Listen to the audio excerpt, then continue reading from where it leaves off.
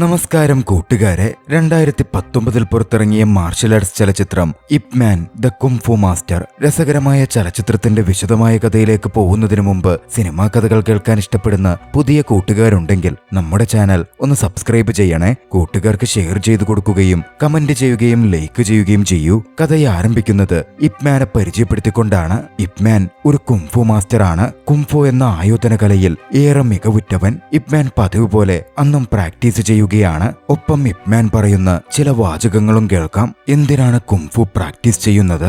ആ ചോദ്യത്തിന് മറുപടിയായി ഒരിക്കൽ എന്റെ ഗുരു പറഞ്ഞിട്ടുണ്ട്, അപകടത്തിലുള്ളവരെ രക്ഷപ്പെടുത്താൻ വേണ്ടി, ആവശ്യമുള്ളവരെ കുംഫു ഉപയോഗിച്ച് സഹായിക്കാൻ വേണ്ടി. ഗുരുവിന്റെ വാക്കുകൾ ഇപ് മാൻ മനസ്സിൽ സൂക്ഷിച്ചിരുന്നു. അതുകൊണ്ടായിരുന്നു ജാപ്പനീസ് കടന്നുകയറ്റമൊക്കെ നടക്കുന്ന കമ്മ്യൂണിസ്റ്റ് റവല്യൂഷന് മുമ്പുള്ള ചൈനയിൽ ഇപ് മാൻ ഒരു പോലീസ് ഓഫീസറായി ജോലി നോക്കാൻ ആരംഭിച്ചത്. അന്നൊരു ദിവസം ഇപ് മാനെ തേടി ഒരു ദൗത്യമെത്തി. ഇപ് മാൻ ജോലി ചെയ്യുന്ന പ്രദേശത്ത് അറിയപ്പെടുന്ന ഒരു ഗ്യാങ് ഉണ്ട്.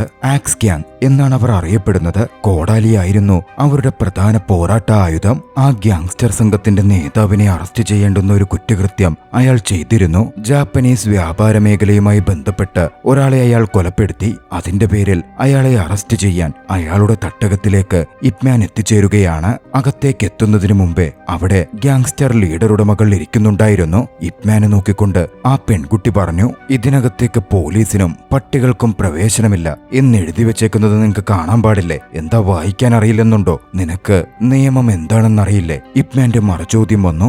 ആക്സ് ഗ്യാങ്ങിന് നിയമം എന്തെന്നറിയാൻ പാടില്ല, ഞങ്ങളാണ് ഇവിടുത്തെ നിയമം എന്നായിരുന്നു ധാർഷ്ട്യത്തോടെയുള്ള ആ പെൺകുട്ടിയുടെ മറുപടി. മുകളിൽ നിന്ന് ആക്സ് ഗ്യാങ്ങിന്റെ ലീഡർ ഇതൊക്കെ നോക്കിക്കാണുന്നുണ്ട്. സെൻയി എന്നായിരുന്നു അയാളുടെ പേര്. സെൻയി മുകളിൽ നിന്നും ഇപ് മാനെ വിളിച്ചു പറഞ്ഞു, താഴെയുള്ളവരെ മുഴുവൻ പരാജയപ്പെടുത്തി മുകളിലെത്തി തന്നെ അറസ്റ്റ് ചെയ്ത് കൊണ്ടുപോകാൻ സാധിക്കുമെങ്കിൽ അങ്ങ് കൊണ്ടുപോക്കോ. പിന്നെ പറയണോ? ഫൈറ്റിന് ഇപ് മാൻ തയ്യാറെടുത്തു. ആക്സ് ഗ്യാങ്ങിലെ മുഴുവൻ ഗ്യാങ്സ്റ്റേഴ്സും ഇപ് മാനെതിരെ പാഞ്ഞെടുക്കാൻ തുടങ്ങി. ഫൈറ്റ് ആരംഭിക്കുകയാണ്.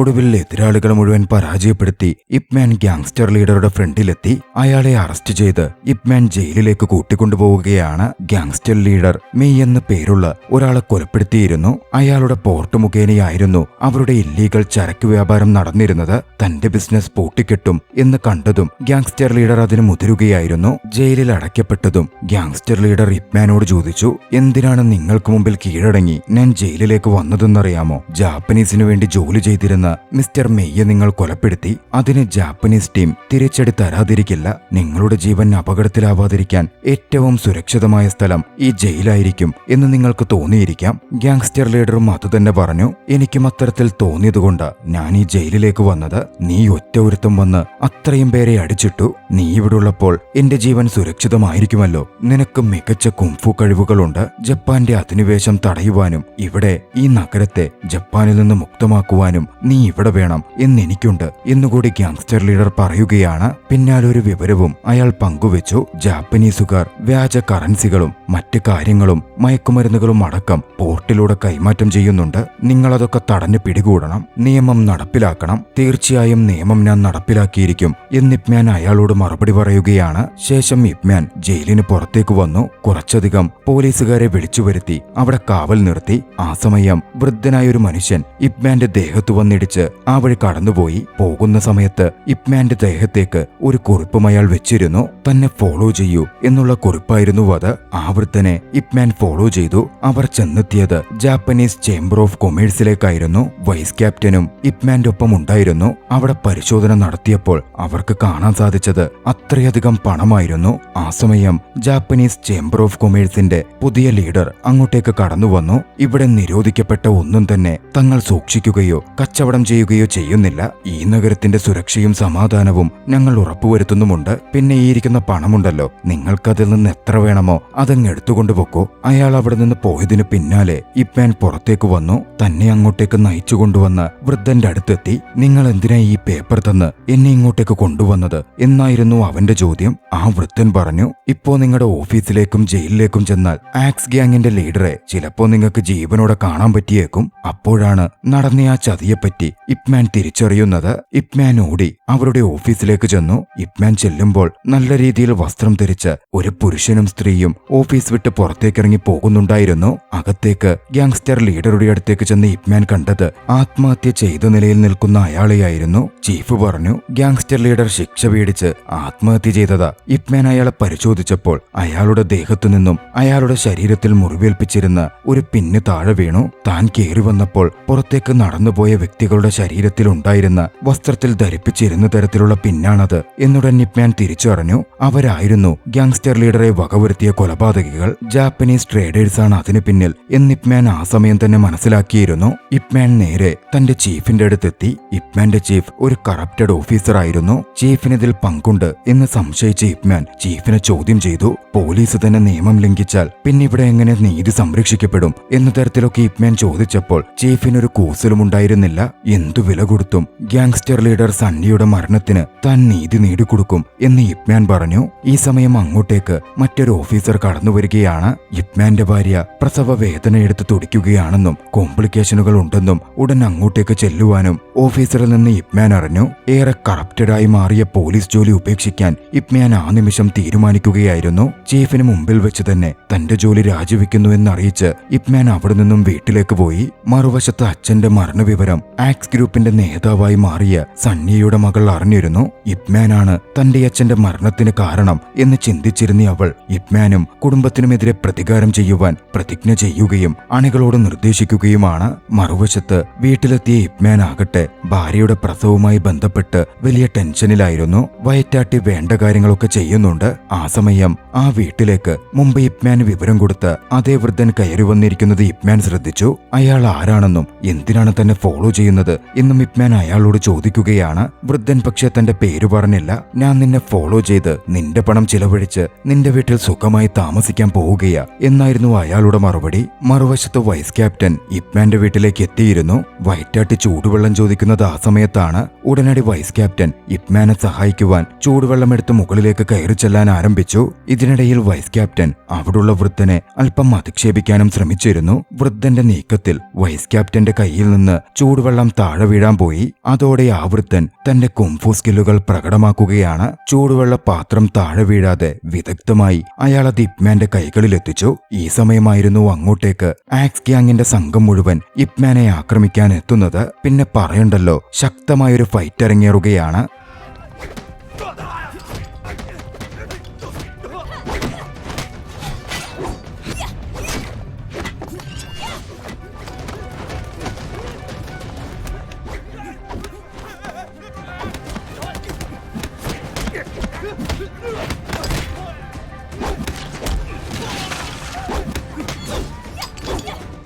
ഫൈറ്റിനൊടുവിൽ വൃദ്ധന്റെ സഹായത്തോടെ ഇപ് മാൻ ആക്സ് ഗ്യാങ്ങിനെ തടഞ്ഞു നിർത്തുകയാണ്. പിന്നാലെ അവളുടെ അച്ഛന്റെ മരണത്തിന് തനിക്കൊരു പങ്കുമില്ല എന്നറിയിച്ച ഇപ് മാൻ അവളുടെ അച്ഛന്റെ കൊലപാതകികളെ താൻ കണ്ടെത്തുമെന്നും കനത്ത ശിക്ഷ തന്നെ കൊടുക്കുമെന്നും അവളോട് പറയുന്നു. അതോടെ സണ്ണിയയുടെ മകളും ആക്സ് ഗ്യാങ് സംഘവും മടങ്ങിപ്പോവുകയാണ്. ഇപ് മാൻ ഒരു മകൻ പിറന്നു.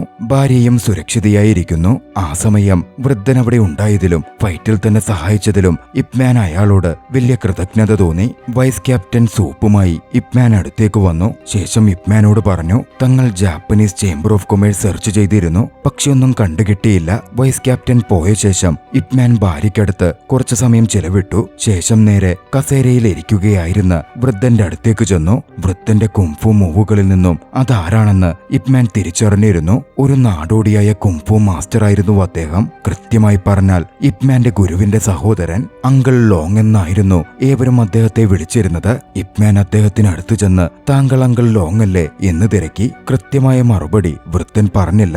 എന്തിനാണ് നിങ്ങൾ എപ്പോഴും എന്നെ സഹായിക്കുന്നത്? അന്നും ഗ്യാങ്സ്റ്റർ ലീഡറുടെ ജീവൻ രക്ഷിക്കാൻ നിങ്ങൾ സഹായിച്ചിരുന്നു. പക്ഷേ ഞാനത് തെറ്റിദ്ധരിച്ചു പോയി. എന്തിനിതൊക്കെ ചെയ്യുന്നത് എന്ന് ഞാൻ അങ്കിൾ ലോങ്ങിനോട് ചോദിച്ചു. എന്തിനാണ് വാങ്ചുൻ സ്കൂളിൽ നിന്നുള്ള മികച്ചൊരു കുംഫു ഫൈറ്റർ പോലീസിൽ ജോലി നോക്കുന്നത് എന്നായിരുന്നു അങ്കിളിന്റെ മറുചോദ്യം. അതെന്റെ ഡ്യൂട്ടിയാണ്. ഇവിടെ നീതി നടപ്പിൽ വരുത്തണം. ഉടൻ അങ്കിളിന്റെ മറുപടി വന്നു. അങ്ങനാണെങ്കിൽ വാങ്ചുനിലെ ട്രെയിനിയാവാൻ നീ യോഗ്യനാണെന്ന് എനിക്ക് തോന്നുന്നില്ല. ഈ കസേരയിൽ ഞാനിരിക്കാം. 5 നീക്കങ്ങൾ കൊണ്ട് നീ എന്നെ ഈ കസേരയിൽ നിന്ന് എഴുന്നേൽപ്പിക്കണം. എങ്കിൽ നീ വിജയിക്കും. നീ പറഞ്ഞതിൽ കാര്യമുണ്ട് എന്ന് ഞാൻ അംഗീകരിക്കാം. പിന്നെ അവിടെ നടന്നത് ഇപ് മാനും അങ്കിളും തമ്മിലുള്ള ഒരു പോരാട്ടമായിരുന്നു. അങ്കിളും ഇപ് മാനും മികച്ച രീതിയിൽ കഴിവുകൾ പ്രകടമാക്കി. ഒടുവിൽ അങ്കിൾ പറഞ്ഞു, നിന്റേത് മികച്ച നീക്കങ്ങളായിരുന്നു.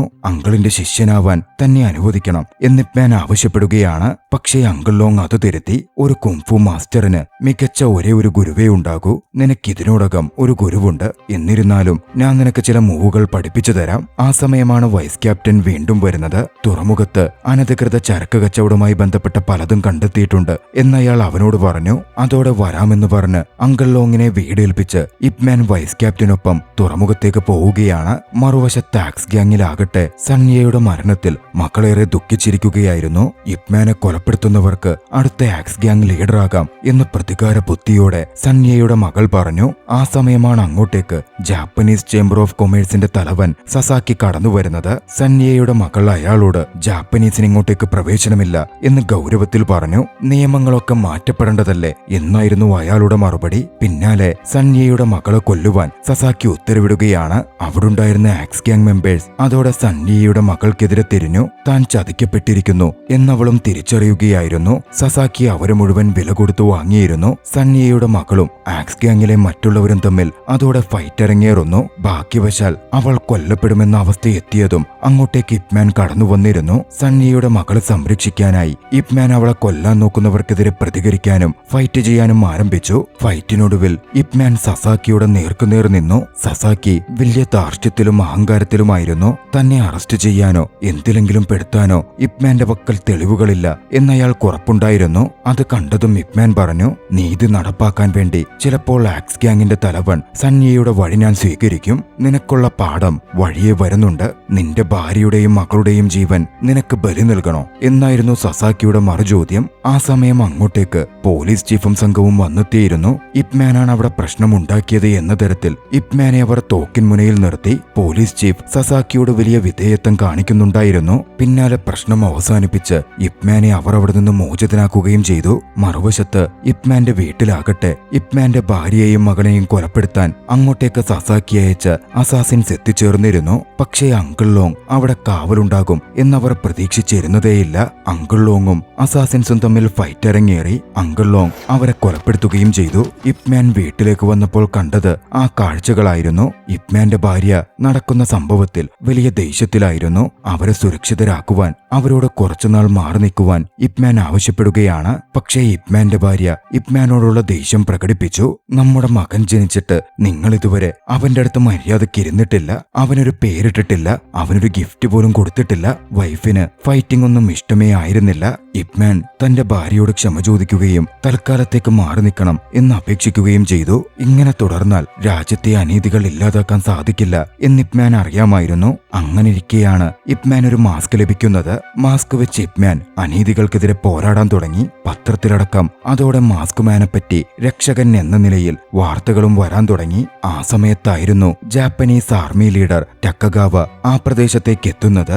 മാർഷൽ ആർട്സിനോട് പ്രിയമുള്ള ടക്കഗാവ ചൈനീസ് മാർഷൽ ആർട്സിനെ തീർത്തും വില കുറിച്ചായിരുന്നു കണ്ടിരുന്നത്. തങ്ങളുടെ മാർഷൽ ആർട്സ് അവിടെ പ്രചരിപ്പിക്കാനും തങ്ങളുടെ അധിനിവേശം പൂർണ്ണമായും അവിടെ സ്ഥാപിക്കാനും ടക്കഗാവ ആഗ്രഹിച്ചിരുന്നു. അതുകൊണ്ട് തന്നെ ടക്കഗാവ അവിടെ ഒരു മാർഷൽ ആർട്സ് ടൂർണമെന്റ് സംഘടിപ്പിക്കുകയാണ്. ജാപ്പനീസ് ഫൈറ്റേഴ്സും ചൈനീസ് ഫൈറ്റേഴ്സിനും എതിരെയുള്ള ഒരു മാർഷൽ ആർട്സ് ടൂർണമെന്റ്. പത്രക്കാരെ വിളിച്ച് അയാൾ അതിന്റെ റിപ്പോർട്ടും കൊടുത്തു. ജാപ്പനീസ് ചേംബർ ഓഫ് കൊമേഴ്സിന്റെ അധിപൻ സസാക്കിയും ടക്കഗാവയെ സപ്പോർട്ട് ചെയ്ത് കൂടെയുണ്ടായിരുന്നു. അന്ന് ടക്കഗാവയും സസാക്കിയും ചിലത് ഡിസ്കസ് ചെയ്തു. ചെയ്തുകൊണ്ടിരിക്കെ അങ്ങോട്ടേക്ക് ഒരു പരിചാരകയുടെ വേഷത്തിൽ സന്യയുടെ മകൾ കടന്നു വന്നു. അതിനോടകം തന്റെ അച്ഛന്റെ മരണത്തിന് ഉത്തരവാദി സസാക്കിയാണെന്ന് സന്യയുടെ മകൾ തിരിച്ചറിഞ്ഞിരുന്നു. സന്യയെ കൊല്ലാനായിട്ടായിരുന്നു വേഷം മാറി അവൾ എത്തിയത്. പക്ഷെ അവൾ അതിന് ശ്രമിച്ചതും ടക്കഗാവ അവളെ തടഞ്ഞു. ഫൈറ്റ് ചെയ്ത് അവളെ താഴെ വീഴ്ത്തി. ആ സമയം അങ്ങോട്ടേക്ക് മാസ്ക് ധരിച്ച് ഇപ്മാൻ എത്തുകയാണ്. ടക്കഗാവയ്ക്കെതിരെ ഫൈറ്റ് ചെയ്ത് ഇപ്മാൻ സന്യയുടെ മകളെ രക്ഷിച്ചു. ഉദ്യോഗസ്ഥർ ഇപ്മാനെ ഷൂട്ട് ചെയ്ത് കൊലപ്പെടുത്താൻ വന്നെങ്കിലും ടക്കഗാവ അവരെ തടഞ്ഞു. ഇപ്മാനോട് വരാനിരിക്കുന്ന മാർഷൽ ആർട്സ് മത്സരത്തിൽ രജിസ്റ്റർ ചെയ്യാൻ ആവശ്യപ്പെട്ടു. അവിടെ വെച്ച് തങ്ങൾക്ക് ഏറ്റുമുട്ടാമെന്നും പറഞ്ഞു. പിന്നാലെ സന്യയുടെ മകളെയും രക്ഷപ്പെടുത്തി ഇപ്മാൻ അവിടെ നിന്ന് പോരുകയാണ്. പക്ഷേ സസാക്കിയും ജാപ്പനീസ് സംഘവും അവരുടെ ക്രൂരതകൾ ആരംഭിക്കുകയായിരുന്നു. വൈസ് ക്യാപ്റ്റനെ അവർ പിടിച്ചുകൊണ്ടുപോയി ഉപദ്രവിച്ചു. പോർട്ട് റെയ്ഡ് ചെയ്തതിനുള്ള പ്രതികാരമായിരുന്നു അത്. സസാക്കി പിന്നാലെ വൈസ് ക്യാപ്റ്റനെ അടുത്ത മുറിയിലേക്ക് കൊണ്ടുപോയി. നിനക്ക് ഞാൻ പണം തരാം, വേണ്ട പോലെ ചെയ്തോ. മുറിക്കുള്ളിൽ നിന്റെ ക്യാപ്റ്റനുണ്ട്. അയാളെ തട്ടിയാൽ നിനക്ക് ക്യാപ്റ്റനാകാൻ സാധിക്കും. ബോസിനെ കൊല്ലുവാൻ ഒരു തോക്കടക്കം വൈസ് ക്യാപ്റ്റന്റെ കയ്യിൽ കൊടുത്ത് അവനെയും ക്യാപ്റ്റനെയും ഒരു മുറിയിലാക്കി സസാക്കി അവിടെ നിന്ന് പോയി. ഷൂട്ട് ചെയ്ത് വൈസ് ക്യാപ്റ്റൻ പുറത്തേക്കിറങ്ങി വന്നു. പിന്നാലെ വൈസ് ക്യാപ്റ്റനിൽ നിന്നും ഇപ്മാന്റെ ഇടം മനസ്സിലാക്കി സസാക്കി ഇപ്മാനെ കാണാൻ ചെല്ലുകയാണ്. ഇപ്മാൻ, നിങ്ങൾക്ക് മരണത്തെ പേടിയില്ലല്ലേ എന്ന് സസാക്കി ചോദിച്ചു. ചൈനക്കാരൊന്നും മരണത്തെ ഭയപ്പെടുന്നവരല്ല എന്നായിരുന്നു ഇപ്മാന്റെ മറുപടി. ഓഹോ, അങ്ങനാണോ?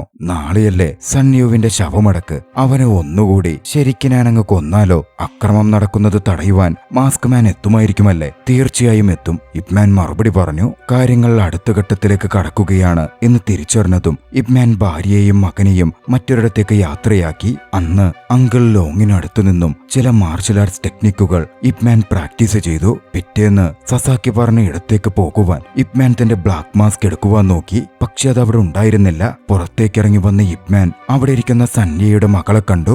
മാസ്ക് മാൻ ചൈനക്കാരുടെ മനസ്സിനെ ഒരുമിപ്പിക്കാനും അവർക്ക് വേണ്ടി നിലകൊള്ളാനും അവരുടെ ഉള്ളിൽ സ്പിരിറ്റ് വർദ്ധിപ്പിക്കാനും വേണ്ടി ഏതറ്റം വരെയും പോകും. അങ്കിൾ ലോങ് അത് നിങ്ങളോട് പറയാൻ പറഞ്ഞു എന്നായിരുന്നു സന്യയുടെ മകൾ പറഞ്ഞത്. ഇതേ സമയം സന്യയുടെ വീട്ടിലാകട്ടെ ജാപ്പനീസ് സംഘം കടന്നു കയറിയിരുന്നു. ശവസംസ്കാര ചടങ്ങ് നടത്താനുള്ള സന്യയുടെ പെട്ടി പിടിച്ചെടുത്ത് സന്യയുടെ മകനെ താഴെ നിർത്തി അതിട്ട് മകനെ കൊലപ്പെടുത്തുവാൻ ഏറെ ക്രൂരതയോടെ അവർ പ്രവർത്തിക്കാൻ ആരംഭിച്ചു. വൈസ് ക്യാപ്റ്റനും അവിടെ ഉണ്ടായിരുന്നു. പക്ഷെ ആ പ്രവൃത്തി നടപ്പാക്കാൻ പോകുന്നതിന്റെ തൊട്ടുമുമ്പ് മാസ്ക് മാൻ ചാടി വീണു. കുട്ടിയെ രക്ഷപ്പെടുത്തി. അത് അങ്കിൾ ലോങ് ആയിരുന്നു. മാസ്ക് മാന്റെ വേഷം ധരിച്ച് അങ്കിൾ ലോങ് എത്തുകയായിരുന്നു. അവിടെ എത്തിയ അങ്കിൾ ലോങ് ജാപ്പനീസിനെ വെല്ലുവിളിക്കുന്നു. അതോടെ ടക്കഗാവ അങ്കിൾ ലോങ്ങിനെതിരെ ഫൈറ്റ് ചെയ്യാൻ ഇറങ്ങുകയാണ്. ശക്തമായ ഫൈറ്റ് നടന്നു.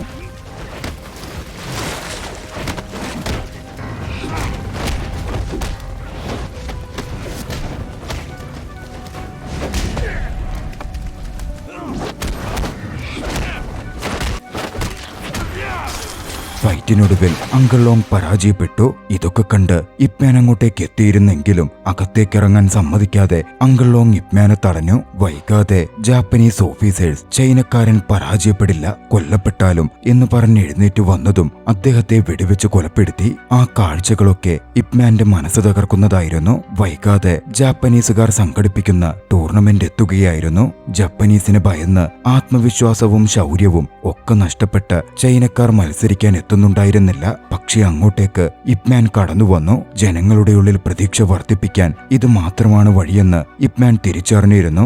മാർഷൽ ആർട്സ് ഫൈറ്റിൽ ഇപ്മാൻ രജിസ്റ്റർ ചെയ്തു. മറുവശത്ത് ടക്കഗാവയാകട്ടെ ജാപ്പനീസ് മാർഷൽ ആർട്സ് മികച്ചതാണ് എന്നിവരുടെയും മുമ്പിൽ തെളിയിച്ച് ആളുകളുടെ മനസ്സിൽ ഭീതി വിതച്ച് നഗരം കൺട്രോളിൽ കൊണ്ടുവരാനായിരുന്നു ശ്രമിച്ചിരുന്നത്. അങ്ങോട്ടേക്കാണ് ഇപ്മാൻ കടന്നു വന്നിരിക്കുന്നത്. വൈകാതെ മത്സരം അരങ്ങേറാൻ പോകുന്നു. ഇപ്മാനും ടക്കഗാവയും തമ്മിൽ ഫൈറ്റ് ചെയ്യും. പൊതുജന മധ്യത്തിലായതിനാൽ ഫൈറ്റ് കാണാൻ ജനങ്ങളും തടിച്ചുകൂടിയിരുന്നു. മുകളിലിരുന്ന് സസാക്കിയും വൈസ് ക്യാപ്റ്റനും മാച്ച് കാണുന്നുണ്ട്. വൈകാതെ ശക്തമായ ഫൈറ്റ് ആരംഭിക്കുകയാണ്.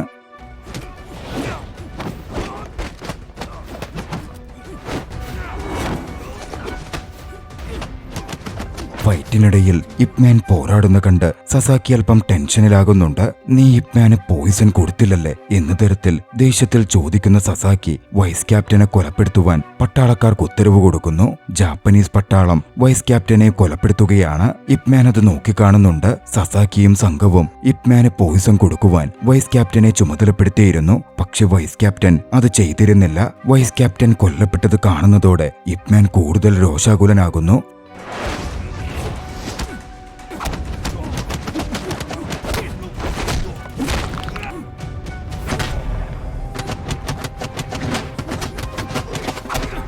ഷൂട്ട് ചെയ്ത് ടക്കഗാവയെ ഇപ്മാൻ പരാജയപ്പെടുത്തുകയാണ്. ടക്കഗാവയ്ക്കെതിരെ വിജയിച്ചു നിന്ന് ഇപ്മാനെ കൊലപ്പെടുത്താൻ ഷൂട്ട് ചെയ്യുവാൻ ജാപ്പനീസ് പട്ടാളത്തോട് സസാക്കി ആവശ്യപ്പെടുകയാണ്. പട്ടാളക്കാർ അതിന് തുനിയുന്നതിനു മുമ്പേ ഇപ്മാന്റെ വിജയത്തിൽ ധൈര്യം കൊണ്ടിരുന്ന ചൈനീസ് ജനത ഇപ്മാനെ പ്രൊട്ടക്ട് ചെയ്യുവാൻ മത്സരം നടന്ന റിങ്ങിലേക്ക് കയറി ഇപ്മാനെ ചുറ്റിവളഞ്ഞു നിൽക്കാൻ തുടങ്ങി. കൃത്യസമയത്ത് ചൈനീസ് പോലീസ് സംഘം അങ്ങോട്ടേക്ക് എത്തുകയും സസാക്കിയെയും അവിടുണ്ടായിരുന്ന ജാപ്പനീസ് സംഘത്തെയും അറസ്റ്റ് ചെയ്യുകയും ചെയ്തു. പഴയ ബോസായ പോലീസ് ക്യാപ്റ്റൻ കൊല്ലപ്പെട്ടിരുന്നില്ല. ക്യാപ്റ്റനെ കൊലപ്പെടുത്താൻ വൈസ് ക്യാപ്റ്റനെ ഏൽപ്പിച്ച് സസാക്കി പുറത്തു നിന്നെങ്കിലും അപകടം അറിയാമായിരുന്ന വൈസ് ക്യാപ്റ്റനോട് മരണപ്പെട്ട പോലെ അഭിനയിക്കാൻ പറഞ്ഞ് പുറത്തേക്ക് ഷൂട്ട് ചെയ്ത ശേഷം താൻ കൊന്നെന്ന മട്ടിൽ തിരിച്ചിറങ്ങി വരികയായിരുന്നു ചെയ്തത്. സസാക്കിയും ജാപ്പനീസ് അധികാരികളും തങ്ങളുടെ നാടിന് അപകടമാണെന്ന് അതോടെ ക്യാപ്റ്റൻ തിരിച്ചറിഞ്ഞു. ശേഷം വൈസ് ക്യാപ്റ്റനും ഇപ്മാനും ചേർന്ന് അവരെ തുരത്തുവാൻ പദ്ധതിയുണ്ടാക്കുകയായിരുന്നു. പക്ഷേ അധികാരം ഉപയോഗിച്ച് സസാക്കി അവിടെ നിന്ന് രക്ഷപ്പെട്ടുപോയി. എല്ലാവരുടെയും മുമ്പിൽ പരാജയപ്പെട്ട ടക്കഗാവ